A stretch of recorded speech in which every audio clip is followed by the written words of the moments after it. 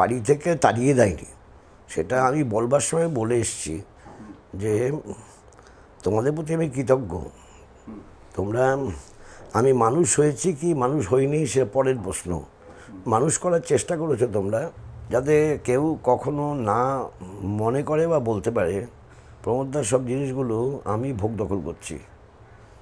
সেটা সরাচ্ছে না, ফ্রিজ আছে সরাতে হবে, ওয়াটার পিউরিফায়ার আছে সেটা সরাতে হবে। বিশেষ করে লক্ষ্য করা যায় যে যখন 65-এ আমাকে গ্রেপ্তার করতে গেল বাড়িতে, আমি অবশ্য সিক্স সেন্সে বুঝেছিলাম যে আজকে বাড়িতে রেইড হতে পারে। আমার মনে হয়েছিল আই এম বিং অবজার্ভড।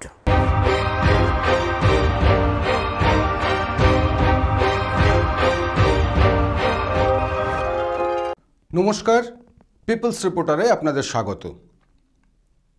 আপনারা জানেন যে আমরা বিশিষ্ট ব্যক্তিদের নিয়ে মাঝে মাঝেই বিশেষ সাক্ষাৎকার অনুষ্ঠান করে থাকি। তবে আমাদের আজকের যে বিশেষ সাক্ষাৎকার, এটাকে ঠিক সাক্ষাৎকার বলা ঠিক হবে না, এটা কথোপকথন বলতে পারেন, এটা আলাপচারিতা বলতে পারেন। আমরা আজ এমন একজন মানুষের মুখোমুখি হয়েছি যিনি দীর্ঘদিন ধরে রাজনীতির সঙ্গে যুক্ত আছেন, যে মানুষটার কাছ থেকে আমাদের সকলেরই অনেক কিছু শেখার আছে, অনেক কিছু জানার আছে। আসুন তার কাছ থেকেই আজ আমরা তার দীর্ঘ রাজনৈতিক জীবনের কিছু কথা জেনে নিই দেশের বর্তমান রাজনৈতিক পরিস্থিতির কথা এবং আরও কিছু। আমাদের সঙ্গে আজ আছেন বিমান বসু। বিমানদা, আমাদের পিপলস রিপোর্টারে আপনাকে স্বাগত। প্রথমেই আপনার কাছে যেটা জানতে চাইব যে এই যে আপনি এখন যেখানে থাকেন আলিমুদ্দিন স্ট্রিট, এর কাছাকাছি দক্ষিণ কলকাতাতে আপনার পৈতৃক বাড়ি। তো আপনি দীর্ঘদিন আগেই বাড়ি ছেড়ে রাজনীতির কারণে, রাজনীতির টানে বাড়ি ছেড়ে চলে এসেছেন। তখন থেকে এটাই আপনার ঘর বাড়ি, এটাই আপনার ঠিকানা, সব কিছু। তো সে বাড়ি ছেড়ে চলে আসার প্রথম অনুভূতিটা আপনার কাছে কেমন ছিল? বাড়ি ছেড়ে আমার চলে আসার পেছনে ইতিহাসটা অনেক বড়, আমি সেই বড় ইতিহাসে যেতে চাইছি না। আমার বাড়ি আমার রাজনীতির পক্ষে কখনো দাঁড়ায়নি, বরঞ্চ আমাকে নিয়ে বাড়িতে বিড়ম্বনা হতো প্যারেন্ট হাউসে। এবং বিশেষ করে লক্ষ্য করা যায় যে যখন 65-এ আমাকে গ্রেপ্তার করতে গেল বাড়িতে, আমি অবশ্য সিক্স সেন্সে বুঝেছিলাম যে আজকে বাড়িতে রেইড হতে পারে। আমার মনে হয়েছিল আই এম বিং অবজার্ভড। আমার বাড়ি থেকে বেরোনোর সময় আমি একজনকে দেখেছিলাম এবং সে ওখানে আছে কি না আমি বারবার জিজ্ঞেস করেছি, এবং সর্বশেষ সন্ধ্যের আগে পর্যন্ত জিজ্ঞেস করেছি যে ওই লোকটা ওখানে আছে কি না। একটা রেস্টুরেন্টের পাশে দাঁড়িয়ে আছে, পানের দোকানের মাঝখানে, বললো আছে।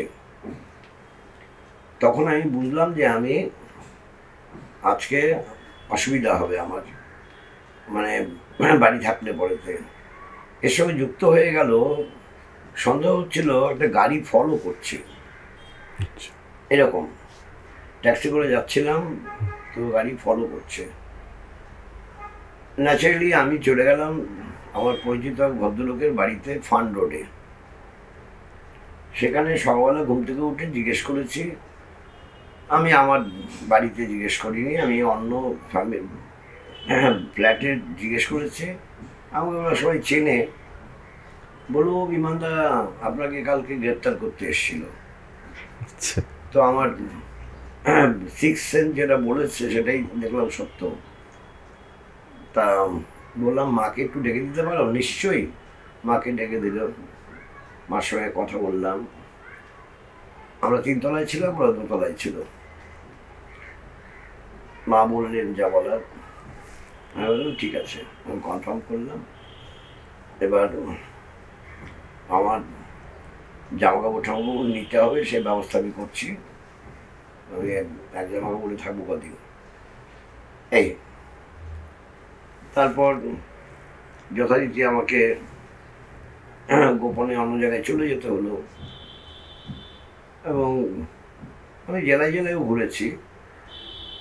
তো সেই সময় আমি তো বাড়িতে নেই, কিন্তু পুলিশের যাওয়ার জন্য বাড়িতে খুব হুলস্থুল কাণ্ড হয়েছে।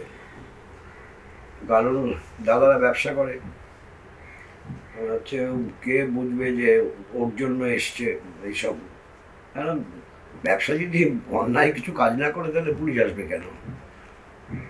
যাই হোক, এরপর যখন ওয়ারেন্টটা উইথড্র হয়ে গেল 1966-এ একটা সময়, তখন মানে আবার আরেকবার 6 মাস পরে আবার গেছে, তো বিরক্ত বোধ করেছে। যাই হোক, তারপরে আমি যখন উইথড্র হলো ওয়ারেন্টটা, তখন বাড়ি ব্যাক করলাম। আমি বাড়ি ব্যাক করে 1967 থেকেই ভাবছি এই বাড়িতে আমার থাকা যাবে না, বাড়িটা বোধহয় আমার নয়। ঠাড়ে ঠোড়ে বিভিন্নভাবে মাকে আমি কথা বলেওছি, মানে কেন তুই ছাড়বি কেন, ছেড়ে দেবো।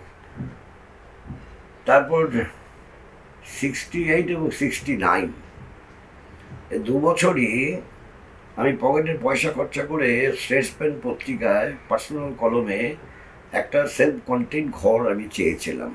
আচ্ছা, অনেক ঘর পেয়েছি, পোস্টবক্স দিয়ে করেছিলাম 2 বার।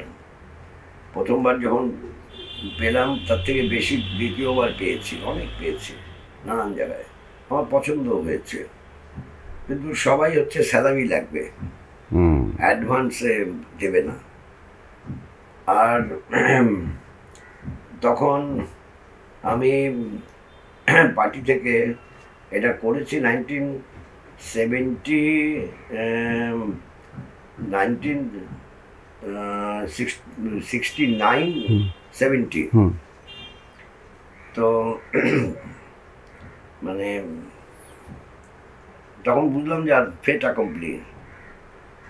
ভাড়া মডারেট ভাড়া, ঊর্ধ্বে ছিল 275 টাকা একটা রুমের ভাড়া, আর মানে স্যালারি চাইছে 30,000 টাকা তৎকালে।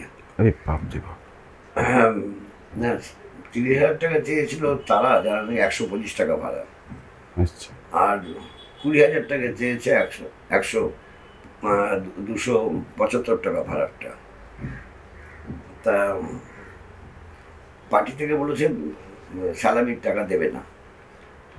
আমি তো বাড়ি থেকে টাকা নিতে পারছি না, বাড়ি ছাড়বো, বাড়ি থেকে টাকা নেবো, এটা আমার কিরকম ব্যাপার। এটা রণে ভঙ্গ দিতে হলো।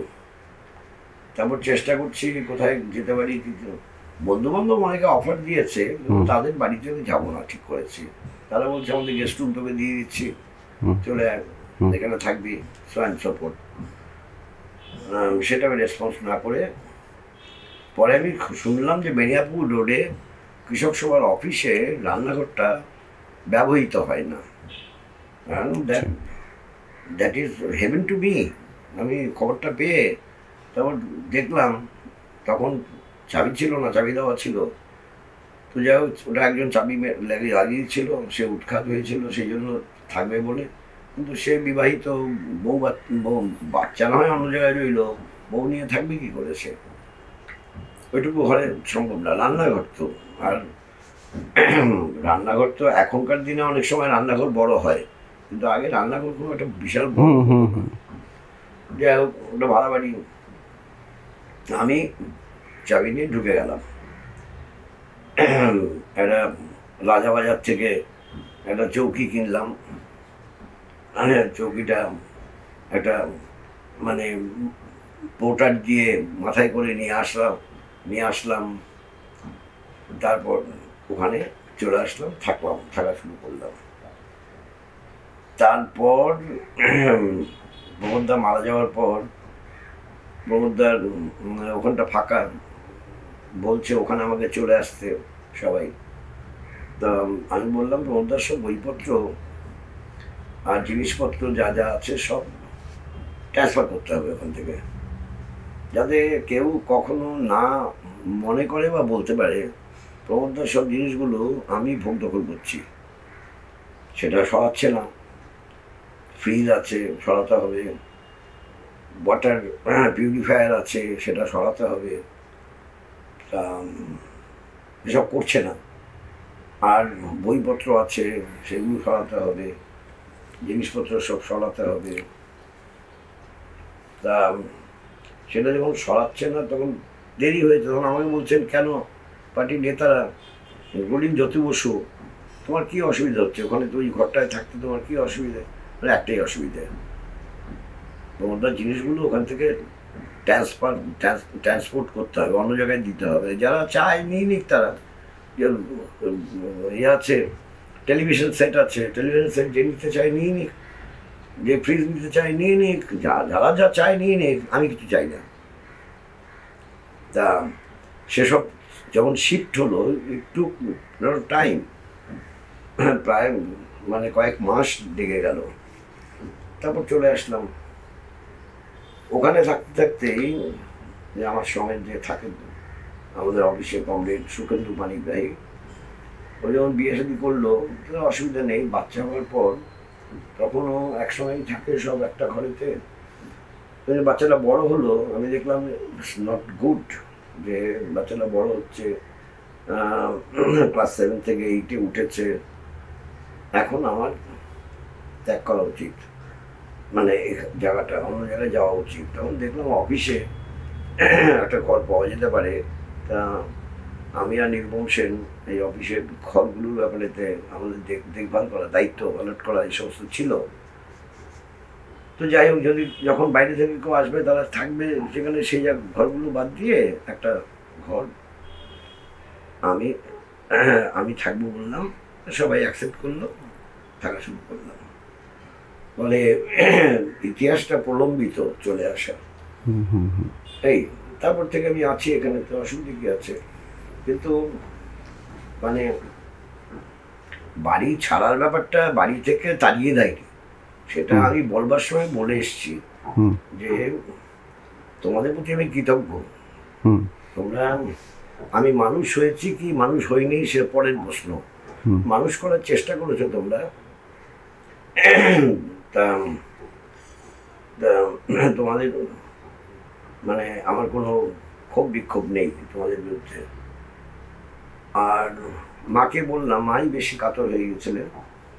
মাকে বললাম, দেখো মা, আমি গৃহত্যাগ করছি গৃহী হওয়ার জন্য না, আমি যেমন আছি আমি তেমনই থাকবো, তুমি খবর পাবে সেটা।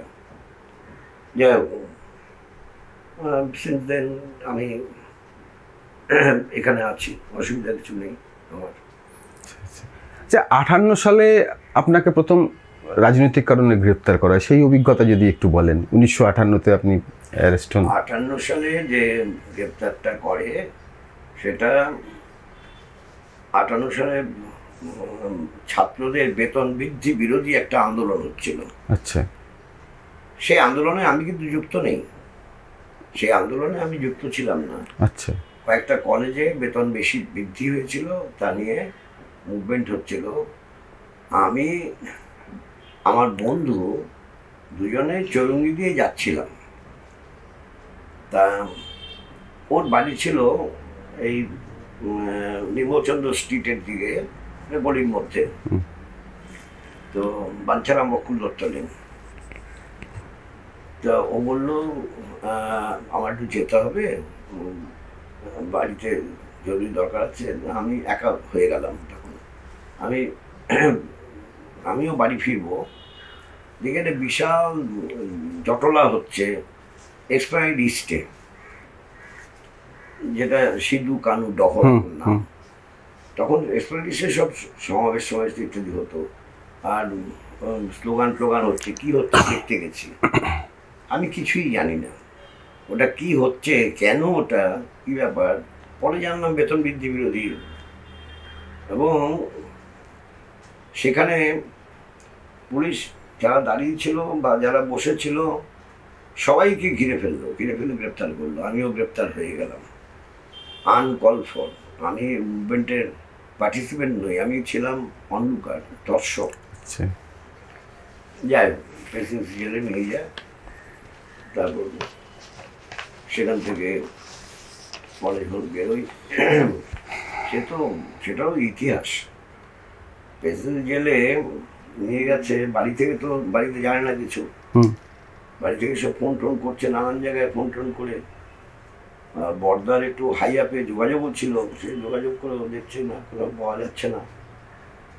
তখন বলে এবার চেক করতে হবে যে গ্রেপ্তার হয়েছে কিনা, কারণ ডেড লিস্টে নেই, মানে অ্যাক্সিডেন্টে মারা গেলে পর সেটা নেই, কোথাও কিছু নেই। যখন এনজিওর না হাসপাতালের রিপোর্ট নিয়েছে, তারপরেতে জানতে পেরেছে যে হি ইজ অ্যারেস্টেড।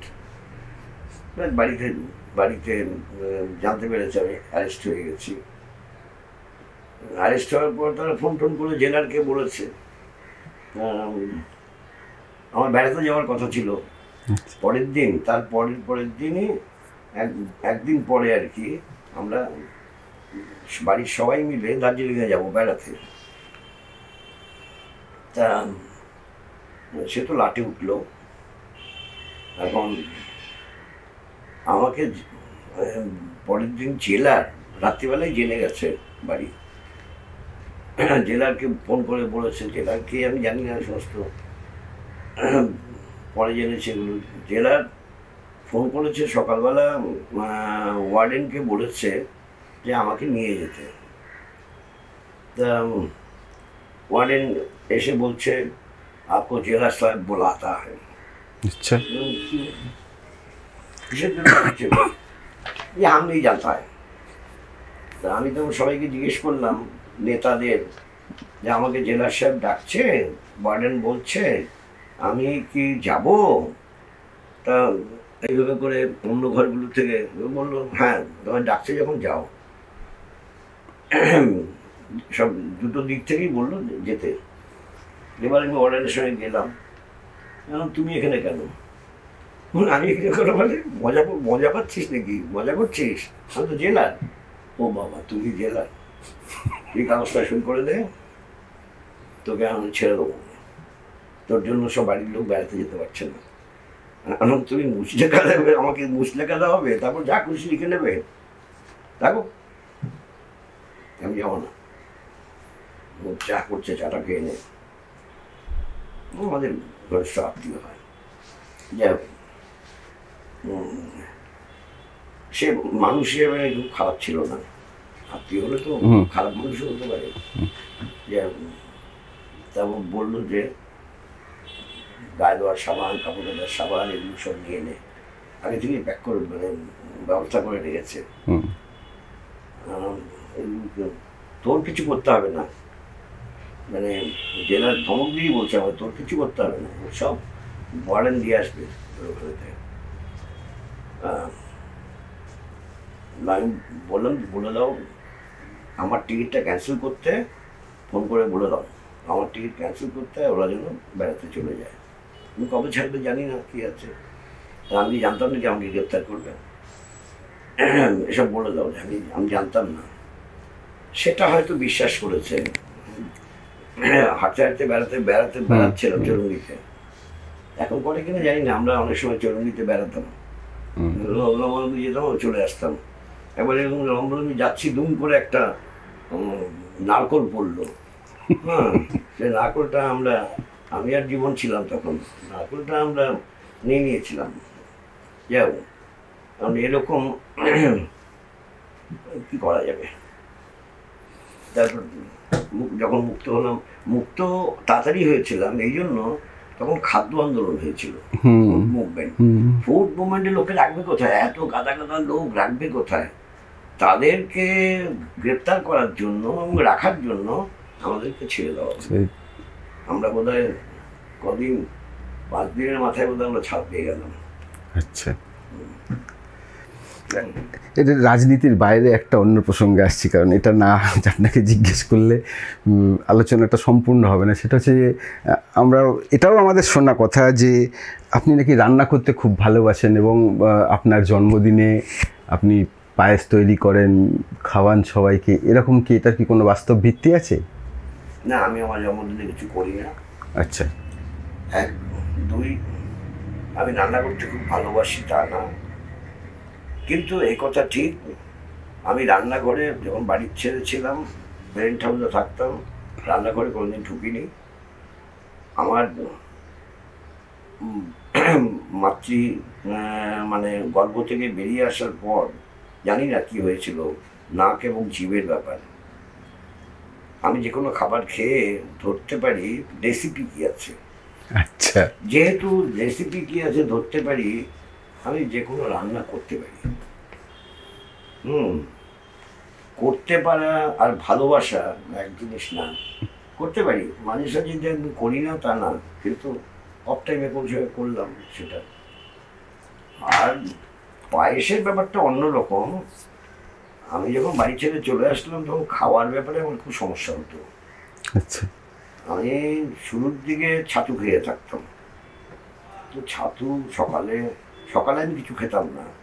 সকালে ভাঙা বিস্কুট কিনতাম, বিস্কুট আর চা খেতাম। দুপুরে ছাতু, রাত্রে ছাতু তো হয় না।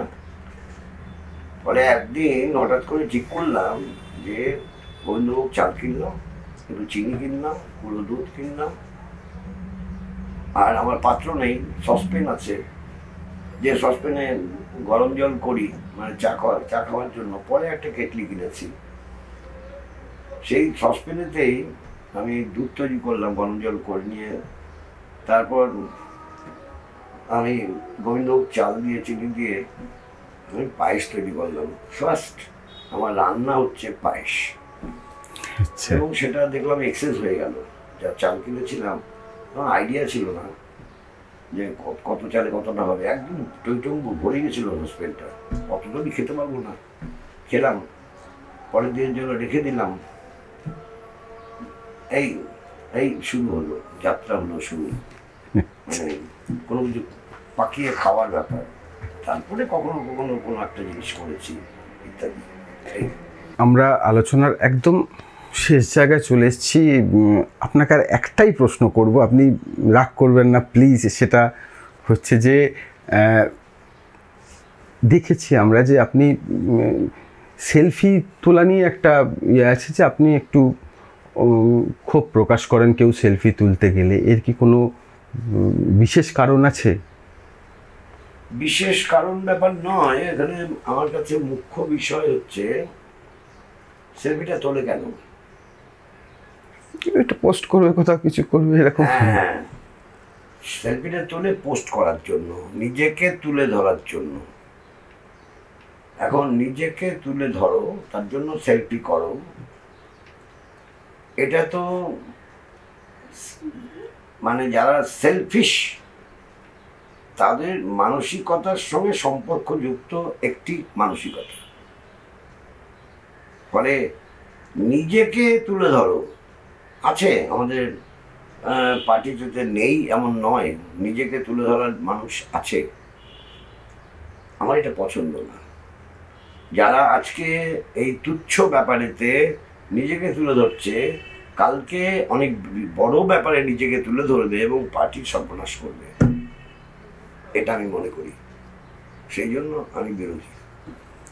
বিমানদা, আপনার কাছ থেকে আপনি এতক্ষণ ধরে সময় দিলেন এবং অনেক কথা আমরা জানলাম, অনেক জানা কথা অজানা কথা সমস্ত কিছু আপনার কাছ থেকে শুনলাম। আপনাকে পিপলস রিপোর্টারের পক্ষ থেকে অনেক অনেক ধন্যবাদ।